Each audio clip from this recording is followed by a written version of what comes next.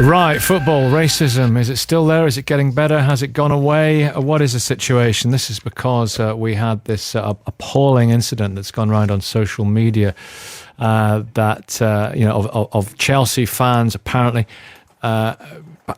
Chelsea fans, pushing a black man off a metro train in Paris. We want to hear your experiences. There have been huge efforts to kick it out of the game. It's got a lot more civilised. Have those efforts worked, or is it still there? Is it lurking? Has it always been there? Racism and supporting football, alive and kicking, or on the way out? We're going to speak to Simon, who's a Chelsea fan. Hello, Simon. Hi, Nicky. Hi, and we're going to speak to Keith, who is a Chelsea fan. Hello, Keith. Hi, Nicky. We need to broaden this out, though. It's not just about Chelsea, clearly, although this incident, which we were talking about there, has clearly sparked this discussion. Paul Nolan was a bystander in Paris on the way back from work and caught some of what happened on his mobile. Hello, Paul. Hi there. Talk us through it. What happened? What did you see? What did you film? Yeah, it's as you said. I was on my way back from work, and I went down to the metro station called Richelieu-Drouot, and metro pulled in. Basically, it was very, very crowded. I didn't initially see what was going on, but it seemed like most of the people in there were Chelsea fans. They were chanting. They were clearly, they were very excited about what was going on. First of all, I thought, these guys might, be, all right and okay, just basically happy about being in Paris at the game. How many of them? How many were there? Sure. In this particular train, there seemed to be a lot of them. It seemed like they could be travelling as part of a group or something, because the next train that came along, there weren't as many. There didn't seem to be any, actually. So it seemed like they were all kind of in this metro, either going to the game or don't know where. But so a crowded train, and in this particular carriage that you see in the video, it's all filled with Chelsea supporters, what seemed to be Chelsea supporters. Talk us through what actually happened. So the train stops. It's kind of pretty rowdy, and you can see there seems to be some scuffles going on. A couple of guys seem to be were getting picked on. They were wearing Paris Saint-Germain PSG scarves, and they were kind of pushed off the metro, and then some kind of coins were being chucked from the metro. And at that point, I got my camera out, and that's what you see in the video. Is basically when the black guy walks up and tries to get on, and he's pushed off. Does he keep trying to get on? As you see in the video, he tries to get on twice, and both times he's pushed off. And the chants? What were the chants? Well, there were a lot of chants before you heard the racist chant. So a real kind of a mix of stuff, but it was kind of pretty garbled, to tell the truth. I mean, there's different chants going. It wasn't really clear what they were saying. So it wasn't very clear. The only thing that I could clearly hear was this chant that you hear on the video. Just remind us what that was. I think it was we're racist and that's the way we like it. Yeah. What about the other passengers? Was it kind of heads down, stare at your shoes, often the way on the metros in big cities and undergrounds? I mean, you filmed it. What was everyone else doing? Well, I tried to be discreet filming it, but basically the people that were there were kind of pretty baffled as to what was going on. They didn't necessarily understand. Obviously, these are French people for the most part, so they didn't necessarily understand, what was going on. So I think people were pretty shocked, seeing those scenes on the metro. Absolutely, thank you very much for coming on, filming it, putting it out there. Thank you very much, Paul. Okay, pleasure. Simon and Keith, first off, and also Mick in Sunderland, Nigel in Harlow. Keith, what's your thought on this? It was pretty disgusting. As I said to your researcher, I'm a third-generation Chelsea supporter. My grandfather used to cut the grass there many, many years ago. I've got kids, six kids. We all go. And it seems to have gotten so much better over the years. If you go back to the 70s and the 80s, particularly when we were in the lower divisions, it was pretty awful. And to see that this has raised its head again in a time when some of our most revered players, Drogba, Willian, Zuma, Mikel, Ake, Ramirez, all happen to be black. It seems so inconsistent of somebody calling himself a Chelsea fan. What was it like back in the old days? Probably in the 70s it was horrible, but nobody seemed to know about it.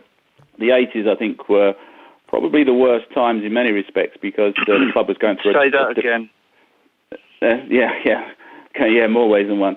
But Chelsea had gone down, I think, to Division 2, I think 81 maybe, something like that. And some of the hardcore seemed to become more militant. And I mentioned to your researcher that there were a number of incidents with people who were clearly, BNP, Combat 18, those sorts of people seemed to me to be prevalent in the crowd. And, I was threatened on a couple of occasions. One particular one was farcical because I'm a businessman, and there I was standing in a crowd. Somebody handed me what I thought was a business card, and it had a little thing on it, a skull on it, and it said, "You've been visited by Chelsea headhunters." And that was because I'd got into an argument with some people who were being racist towards one of the opposition players. And it was clear that these people had come there. They hardly ever watched the game. They seemed to be more interested in their own, perhaps, I'll say political, but couldn't even call it that, their own agenda. And that was very sad and was quite shocking. And all I will say is, if you go to Chelsea nowadays, you hear so many voices in the crowd from, Portugal or Portuguese, Italian, French, German. It's a very cosmopolitan crowd. You do still see some of the old-fashioned supporters in the shed end, but I'm afraid they're in the minority. Well, I'm pleased to say they're in the minority now, but I'm afraid this puts it all back into perspective that they're still around. They still have their views, but it's no place in my club. And as I say, I've got kids who go. My kids are grown up, they go. And I've got grandchildren who just bought the first Chelsea shirt for. I don't want them going up and to listen to this nonsense. Okay, yeah. Simon, it is getting better. Simon in Tring, obviously. Or is it? I don't really know, Nicky, to be honest with you. I find I don't go as often as I used to. I actually stopped going in the 80s with the headhunters and Combat 18 thing that was happening. But have they not been marginalised? I'm not sure, Nicky. I'm really not. You go into the pubs around Stamford Bridge still these days, and they're still there with their Nazi salutes and their... the worst thing is the anti-Semitism. The anti-Semitism against Tottenham is horrendous, and I'm of Jewish extraction. I sometimes it's difficult to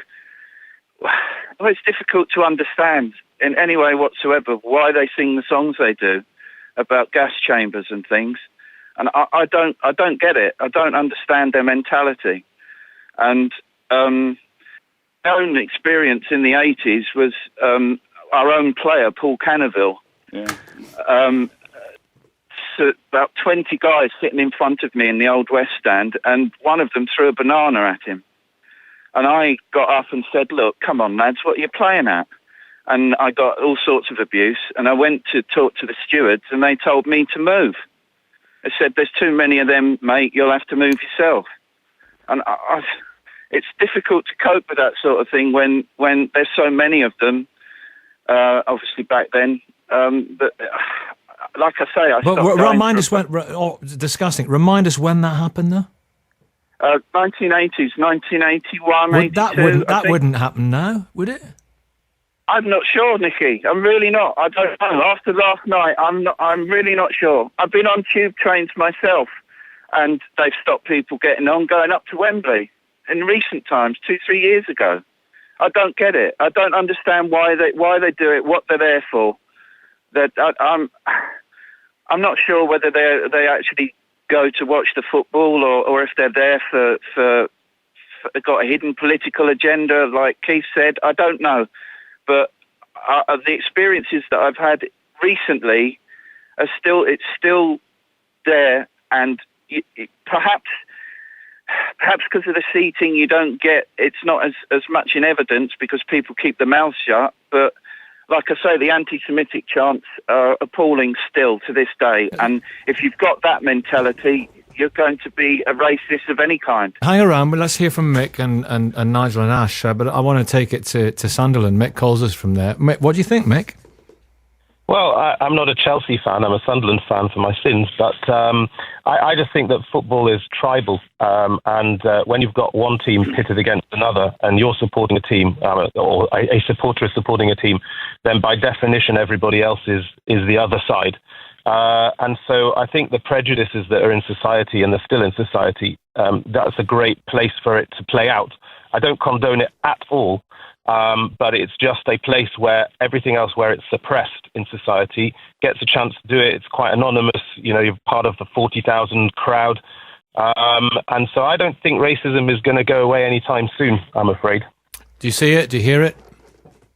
I hear it occasionally. I think Sunderland fans have a fairly good reputation and have had for a while for being quite open-minded. But you can't get away from the fact that when you go to other grounds as well, and particularly perhaps away fans, even in my own support, with away fans, you probably get people who wouldn't go to the home games, who come from different places in the country, and they bring something perhaps a little bit different that you wouldn't find in your own stadium. But I do have to say that Chelsea, in my experience, has not been a pleasant place to go to. Why? Describe a visit to Stamford Bridge from your perspective. Well, I once went, it was about 10 or 15 years ago. Chelsea were playing Hapoel Tel Aviv. And I lived in London at that time. It was a UEFA Cup game. And it was a second leg. And I went with some of my cousins, and we went into the Hapoel Tel Aviv side. And when we came out, my cousin, who was about must have been in his early teens, as we're walking out, Chelsea fan just comes up to him and just hits him on the head. And it wasn't obvious that he was a Hapoel fan or anything like that, but he wasn't a Chelsea fan. We're coming out from the away end. It was unprovoked, and it was just very, very nasty. So I don't voluntarily go to Stamford Bridge anymore. How do you guys, Simon and Keith, how do you feel about it when you hear that from a Sunderland fan? I don't go to Stamford Bridge anymore. This is Keith. It's sad because I have to say, and I'm not an apologist for the club, but the stewarding has gotten so much better over the years. They've injected certainly where I normally sit, they've injected a sense of humour among the stewards, so they're not so dictatorial, and this kind of gets a rapport going with the crowd, and then they kind of get the crowd on their side. And I think that's a good idea. That someone's obviously putting some thought into it, but you are still going to get people who, and a couple of the other people said, they go there because they've got inbuilt social prejudices. They want to get out in the open. You can't walk down a high street and say these things without getting arrested or clobbered. But you can go to a football match and you can be anti-Semitic, you can be, a racist, you can be anti-foreigner, really, even though you've got foreign players and Jewish players and black players playing for you. Somehow this seems to be okay in these people's minds. And I don't think you're going to eradicate it or erase it.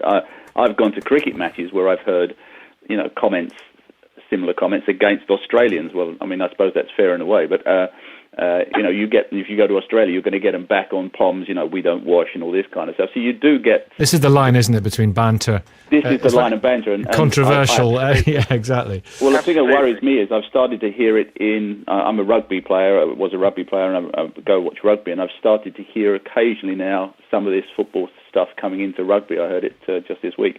What did you hear? That's kind of worrying that it's almost as though it's okay and to say that sort of thing, and I think it's because. What did you hear this week? I need to go to the travel. I'm going to speak to. It was just a sort of abuse against the Italian players. It was just a lot of sort of stereotypical Italian, about Italian people in general. Well, nothing terrible, nothing racist, but it was beginning to be that element of. Tribalism, which one of the other guys said. Okay. And that tribalism creeping into rugby. Okay, listen, let me take the travel news. I'm going to speak to more people. Do stay there. And we've got Nigel in Harlow and Ash in Gloucestershire and Terry in Greenwich, who was at the game last night. We're going to speak as well to Chelsea's first ever black player. It's 9:21. Here's Michelle.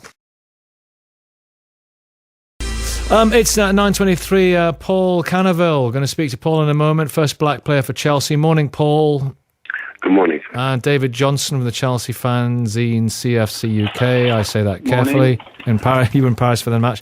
Others are still here. It's really focused on Chelsea so far, I guess for obvious reasons. Terry in Greenwich, you were at the game last night. Hi, Terry.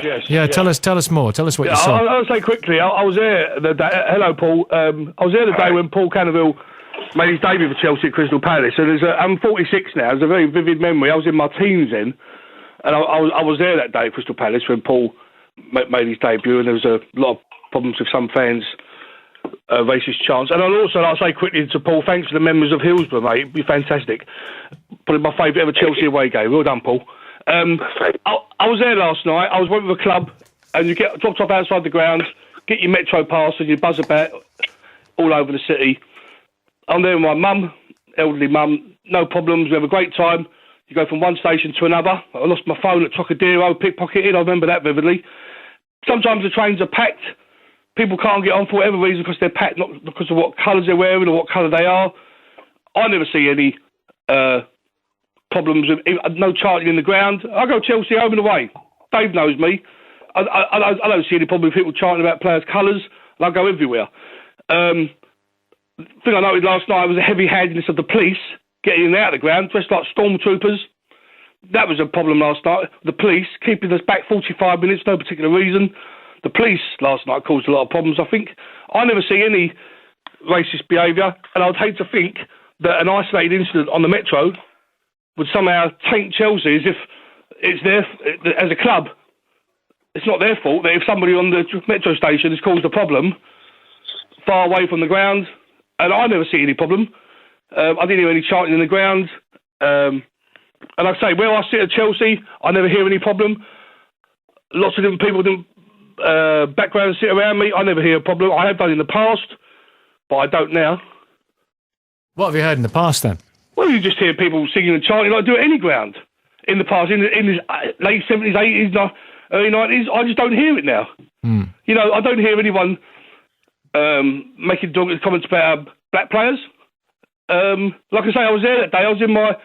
I must have been early teens when Paul made his debut. And so it's gone. It's cleaned up. Oh, I think so. You might get the odd incident, but that could be someone from any background. Doesn't mean they're a Chelsea fan. And like I say, I'd like to thank Paul I thought it was fantastic for Chelsea. He scored 2 goals the night, put in my favourite ever away Chelsea away game. Nice one. Okay, isolated incident. Terry, stay there. Likewise, Simon and Keith, and also we'll come to Nigel in a moment. We'll come to Paul. We'll come to David. Let's just hear the audio of the chanting. We can now.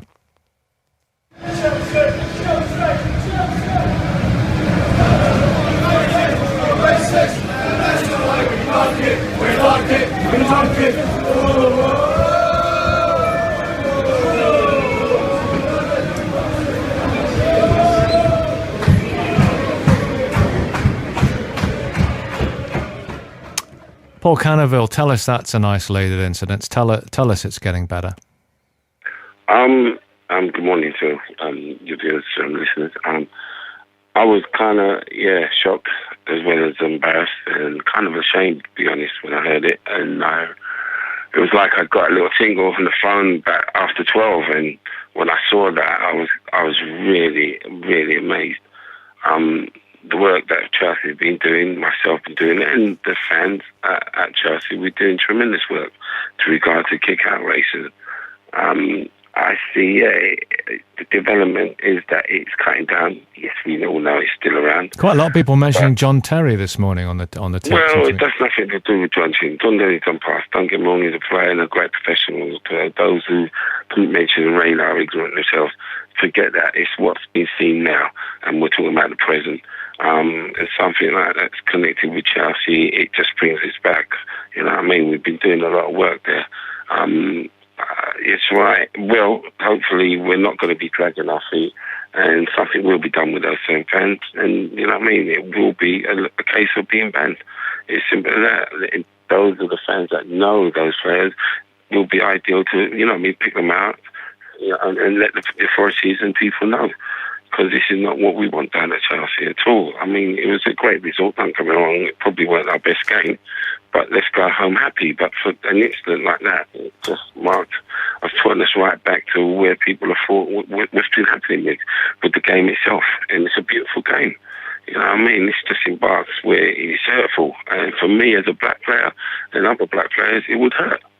Most definitely. What happened when you were playing? Well, like you talked to the fan before, don't get me wrong. River, for me, being proud, being a dream come true to be a professional, and being at Chelsea and a big club as far as I'm concerned, and making my debut, which was supposed to be the best day of my life, and it obviously turned out a bit sour.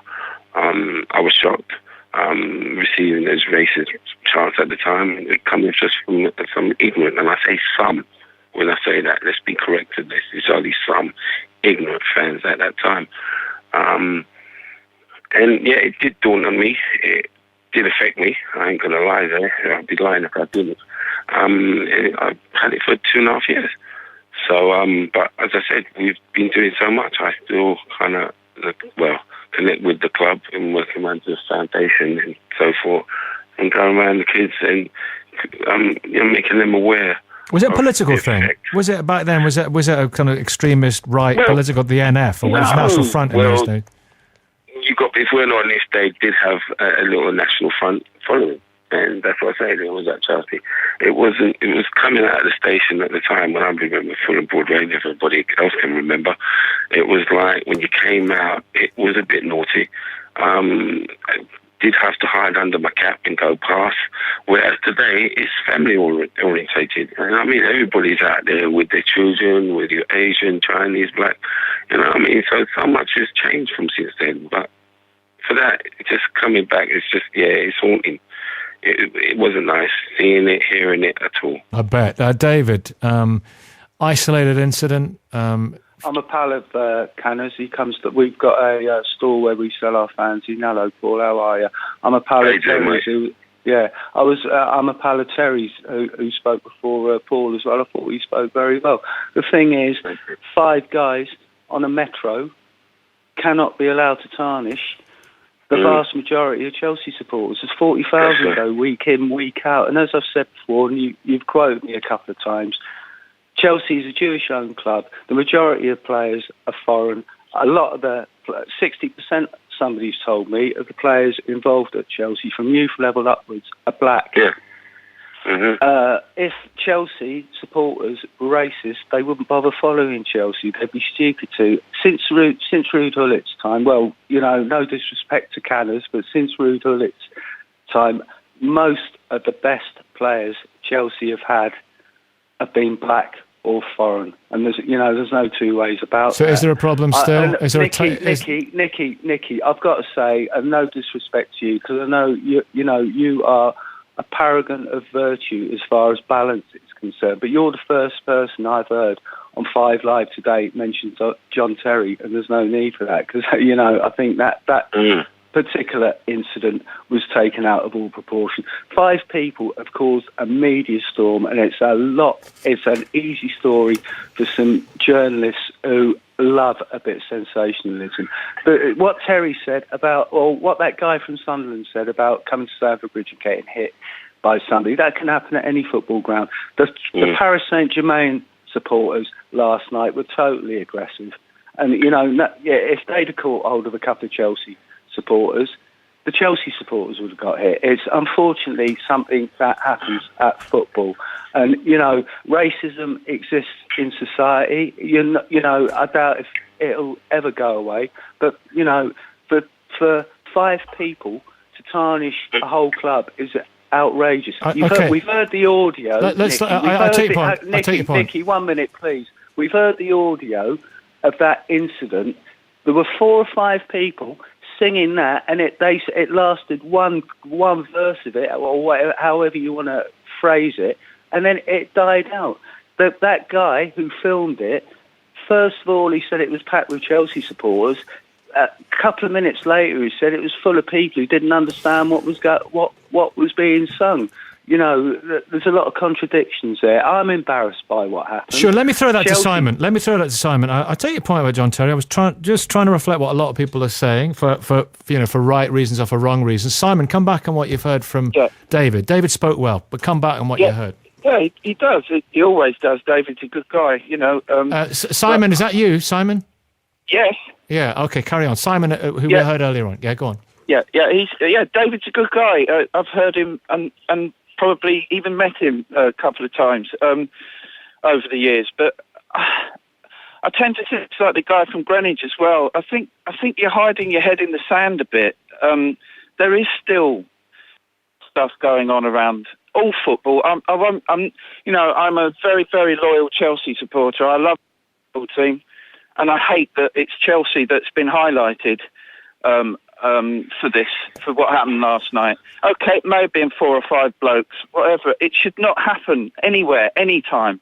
I told Nicky earlier, I was on a tube going up to Wembley 2 or 3 years ago, and they were stopping Asian people getting on the train. And it was happening. They were chanting nasty, horrible chants at these people. And I will batter on about the anti-Semitism that Chelsea supporters, and there's a big minority of people that still chant the gas chamber song at Tottenham supporters, and it's wrong. And I don't want them in my club. I don't want them at Stamford Bridge. I don't want them following Chelsea anywhere. And I feel that, the John Terry incident was absolutely nothing compared to what is going on still in some isolated places. David, my friend, come back on this. As far as the anti-Semitic songs are concerned, I'll totally agree with you. I'm not very pleased when I hear them, and I think the vast majority of sensible Chelsea supporters will agree with me that it's, if I can use the term laughable, that Chelsea supporters are singing that when Chelsea are probably the biggest Jewish-owned club outside of Israel in the world. Yeah. And how many anti-Semitic songs are there, David? In your experience, how much does that emerge? The anti-Semitic stuff. No, well, they sing it about Tottenham. But one of the contradictory things about that is that Tottenham call themselves a word beginning with Y, and they're allowed to call themselves that. And, it's irony, David. It's irony. No, I know. Yeah, but the fact is, other people they want to be known as that, and other people can't use that word. And I'm not saying it's right or it's wrong. The way Chelsea supporters use it, no, I agree with you. It's in a derogatory manner. And they're using it back at us ironically, and good luck to them. That's what I say. I'm afraid. Well, I'm Jewish myself, and I would do it myself if I was a Tottenham supporter. I think that what Chelsea do to Tottenham is a disgrace, and it's got to be stopped. The good guys at Chelsea, the good guys like yourself, David, we should stop them from doing it. Listen, guys, I'm running. The time has eluded us. David, stay there if you can. I've got to go. I apologise, sir. I've got to go to the news. Got to go to the weather and sport. We've got some breaking news as well. But David. Thanks everyone else. David, do stay with us if you can. Sean's got some breaking news. Sean Farrington from Wake Up to Money. Latest labour market figures out for the UK, and they fell by 97,000, which makes the... That's coming up with Peter. More of it at 10 o'clock with Peter Allen, Peter Oborne.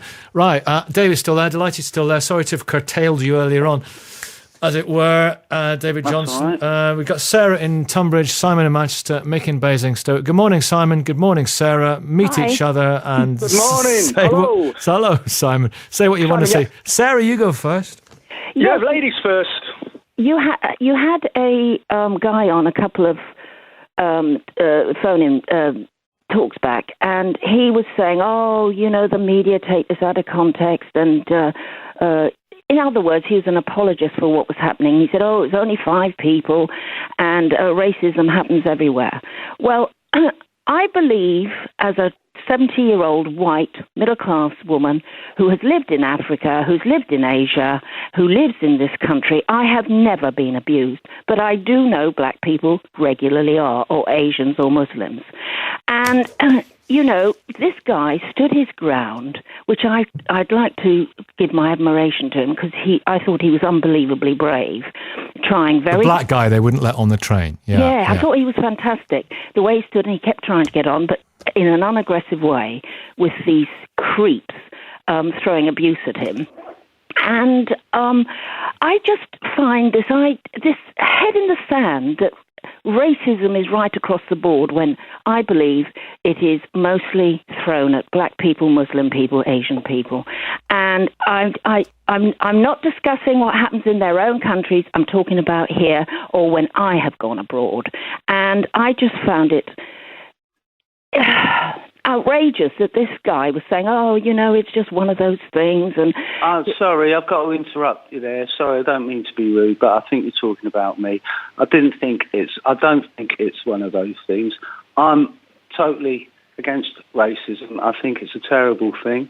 The thing is, that was 5 guys, and the way this story, 4 or 5 guys on the tube got filmed singing that, and the point is, the way this story is being reported, everybody who supports Chelsea Football Club is being labelled because of the actions of them. He's and right. You're completely right, mate. You're right, mate. I mean, I'm a Manchester guy, but I'm a Chelsea guy, and what I'm saying is, Chelsea fans, I think it's because in London in particular, there's such a fantastic team. Champions of Europe, Europa League winners, FA Cup, League Cup winners, Premier League winners. They're the biggest club in the world, I'd say, without a shadow of a doubt. And anyone, instead of praising Chelsea's performance last night, all BBC and other guys want to do is slag Chelsea off. There's a couple of guys at a tube station who shouted something they shouldn't have shouted at. But guess what? The French don't even speak English. I don't speak French.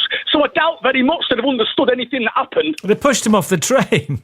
Yes, so what? Yeah, I've been pushed off trains in Manchester. What? I've been pushed off trains in Manchester, but I laugh about it. Yeah, you know Man United fans in particular. You get pushed off trains in Manchester and you like... And you know what? Any normal Arsenal fan must be sick to death of Man United's chants about Arsene Wenger. And you know what? They did it the other night against Preston, and guess what? BBC mysteriously never covered that story.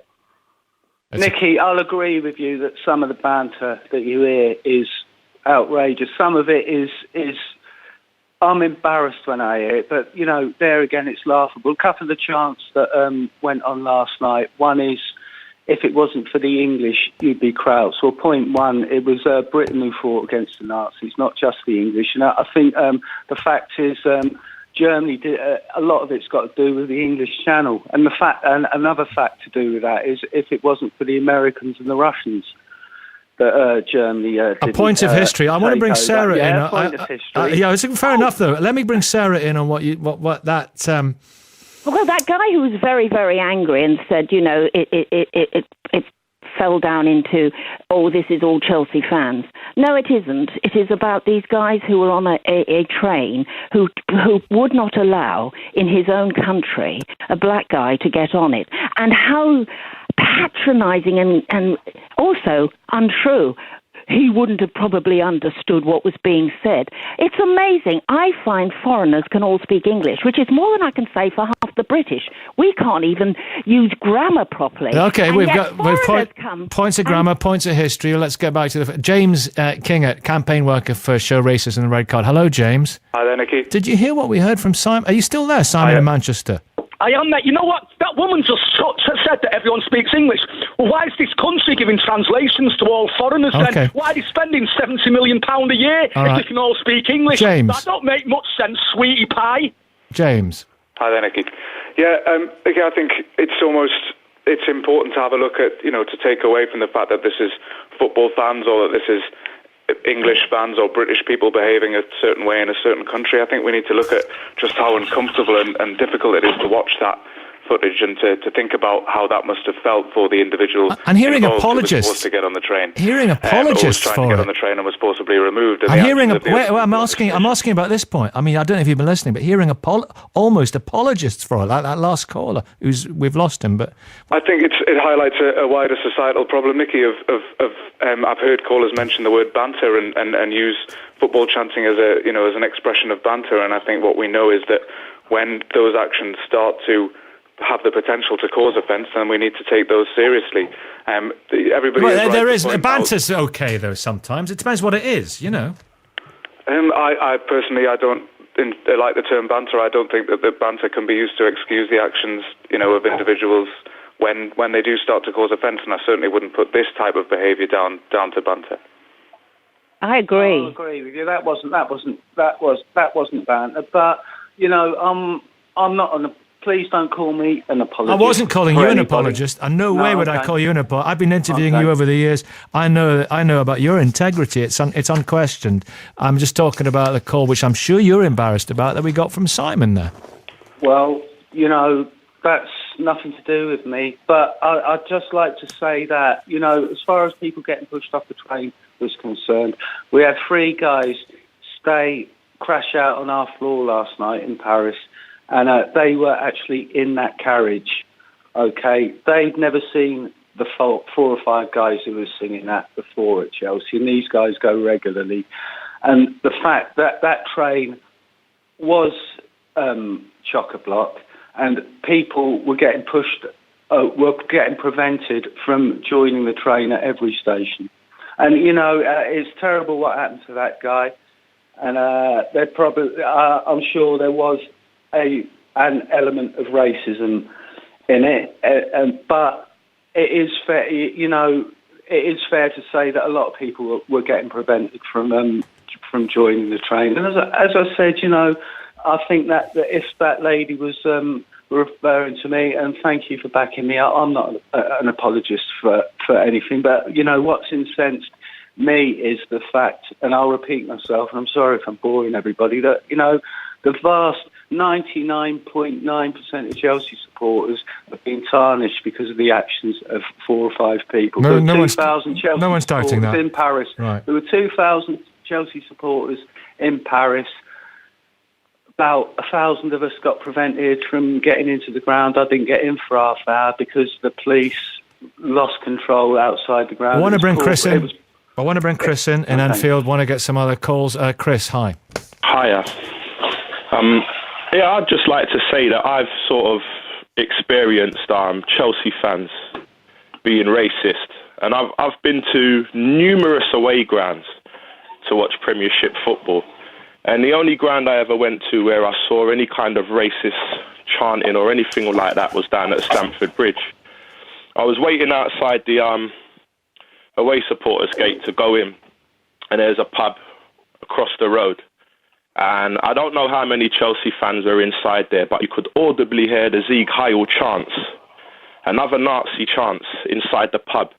The police had come around the pub to sort of, stop probably anyone getting in to remonstrate, but it was audible. There must have been at least over 20 supporters chanting inside that pub. So, I mean, whilst I'm not trying to say that all Chelsea fans are racist, obviously they're not. The vast majority are not. It's not just an isolated incident, as far as I can see. There must be some sort of racist element. Nicky, do you mind if I come in here? Please do. I think we need to understand that when we see examples of racism within football, it's not specific to the sport itself. It is, we talk about it being a mirror on the racism that exists within society, and very, very often it is the actions of a small number of individuals that obviously don't represent the actions of a club or a wider football supporting community. I think it's great that so many people have come out in condemnation of what's happened. I think it's great that we're having this debate on the radio, because I think it empowers more people who find this behaviour to be abhorrent, find this behaviour to be, completely inappropriate, to stand up and to do something about it. And when we hear, if we are in the presence of a football match, or we're in the presence of other fans who make these kind of chants, there are procedures in place now where we can report those. We can report those to stewards and to police within the ground. We have an anonymous app through Kick It Out where you can report racist behaviour anonymously, and they have channels where they can start to put people in touch with the appropriate authorities. But I think as individuals we have a social responsibility to stand up against behaviour that we don't condone, even when it has nothing to do with us, or it doesn't take place in any close proximity to us. And I think there's an opportunity there to do that, and the debate and the amount of condemnation of this incident I think is heartening. Chris? yeah, I would like to say that from the point of view I had on that day, the police were well aware of what was going on because they were outside the pub, actually, actively standing outside the pub because they could hear what was going on. So I'm not sure what action was taken there, but I just think it just creates a hostile environment. Absolutely. You bring your children. The last thing you'd want is your children asking you, so what does Sieg Heil mean, Dad? And that's, we obviously, as an organisation, as an education charity, we work with about 50,000 young people every year, and we look at what is the impact, what is the message that incidents like this send to young people about what is appropriate behaviour, which is why, as I say, the condemnation from Chelsea as a football club, from Chelsea supporting fans and from fans of all different kinds of clubs about the action of these few individuals is very, very important. We must show young people and children that this type of behaviour is unacceptable in society in 2015, and I think the level of debate that's arisen from the incident last night is certainly shedding some light on that issue. Hey, Mick and Chris, do stay with us. I might try and come back to you. It's 9:57. Mick. Hello. 15 minutes I've been waiting for you. Sorry about that. It's been a lot of calls and a lot of passion, and it's been... The BBC paid for the course. Don't say that. Carry on. Licence fee well spent. Yeah, it seems to be the interesting thing about this whole debate is the level of racism. Starting off with the fact that it was only 5 or 6 blokes on the train in Paris, and the point I wanted to make, I've been going to Upton Park on and off for 40 years. And I stopped going to the Tottenham fixture quite a few years ago because the level of anti-Semitic chanting is absolutely appalling. It's mainly the Tottenham match, but not just the Tottenham match. And if you go into any of the pubs around Green Street when the Tottenham fixture's happening, there's one song in particular, and it's the whole pub taking the roof off. It isn't, 4 or 5 guys, and it's just appalling. And I said to your researcher... If it was a similar song about black people, the police would be swarming the places. But because it's anti-Semitic, nobody does anything. Do you reckon that's the case? Well, it is the case. I mean, they've been singing this song for as long as I can remember, and it's absolutely disgusting and vile. We're hearing about a rising anti-Semitism in society at the moment as well. Yeah, and obviously, that's an element that's always been in and around the East End, where you've always had a high percentage of Jewish people living there, and resentment from other people that also live there. Let's get this into perspective, James. It's a whole lot better than it was. 99% of fans are absolutely great guys, great women, decent people. Are we getting carried away, James? Yeah, I'd take it wider than that, Nicky. I think the majority of people within society are don't choose not to behave in a racist way and don't display racist behaviour on the streets or in public on a regular basis. We must be aware of that. Maybe when it does happen then, rather more so in the past, when it does happen now, it just is because it's the exception to the norm, I'm postulating, it just kind of is emphasised. Yeah, and I would agree with that, Nicky, but I still don't think that means that we should accept that there is any place for it within society or football, today. And I think we need to use examples like this.